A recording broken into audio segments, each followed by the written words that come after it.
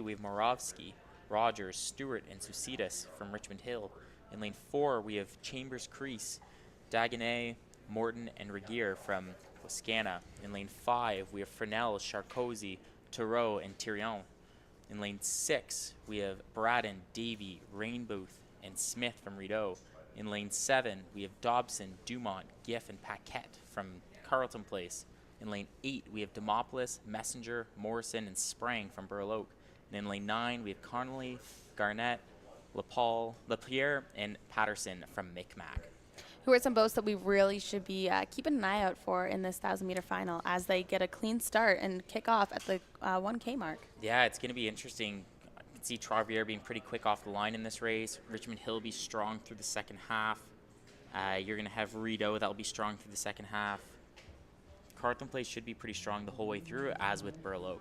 Yeah, especially in a U19 division. Everyone obviously, you can't really go based off of a U16 and U17 numbers because so much can change in a year, I find, especially with these men's U19 kayakers. Yeah, you can see Nick Tyrion in the front of that boat with a very smooth stroke. He looks like he's a very good rhythm early in the race. That's going to prove very beneficial in the second half. Now, by U19, Sam, should these K4 paddlers know how to race their race plan and stick to a race plan and not get too caught up in, really wanting to get fast out the start and not waste too much energy towards the end? You definitely want to be fast off the line. When you're in a K4 race, you hit your peak speed in the first 100 meters, and you get slower the whole entire race through. So you're trying to minimize how fast your boat speed drops. So you're going to see, especially at the 500, they're going to bring their rate up, and they're just going to try and go that last 500. But it's very much you're trying to get to that last 200 meters pretty fast, and then you just bring up the rate because you're not going to be getting a whole lot of power from your tired muscles by then. Yes, and it still looks like that white boat, that Point Claire leading the pack, really quite a significant lead they're starting to create for themselves. But we can't count out that it looks like Burloak in lane 8 on the side here, kind of making some waves and making their way up. Their stroke rates really picked up. Yeah, we can see a nice tail, and it should be a pretty fast time as they get through here. They're already past the last 200 meters, so we're going to see those rates come right up as these guys will have their eyes set on trying to get that record. Yeah, not only just that, they're also going for the David M. Smith Memorial Trophy. So not only just some hardware, but a huge trophy to go after.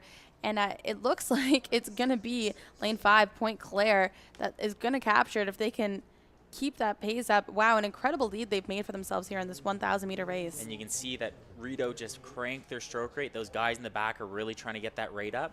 The guys in the front are just trying to make sure that they can maintain it as they're trying to hold off Burloak as they're charging towards the finish. Yeah, big push by Burloak there.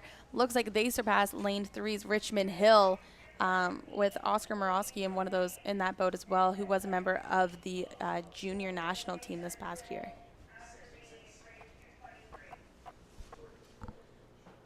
Yeah, it's always hard to tell what's going to happen in some of these races because you never know how people have scheduled all their races for the week to see what's going to go on. Well, exactly. And as we've seen quite a few athletes already today, multiple podium and medal winners, but, hop off out of one boat down a boat control and they hop into their next boat and get ready to go down, whether it be through war canoes. And so you almost have to wonder whether some of these athletes hold in some of that energy to save knowing that they have other races, or do they just kind of go all out, toss back a bottle of water and move on to the next one?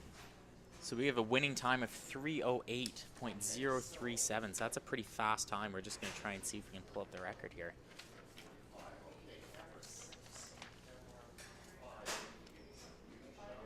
And that's unofficial, of course, but if it is record, we will let you know as soon as we are updated. As you said, with that tailwind, if there is going to be some records broken, it seems like it's going to be on this course today. Yeah, absolutely. This is a fast course. You've seen it when we've had the World Championships in this course.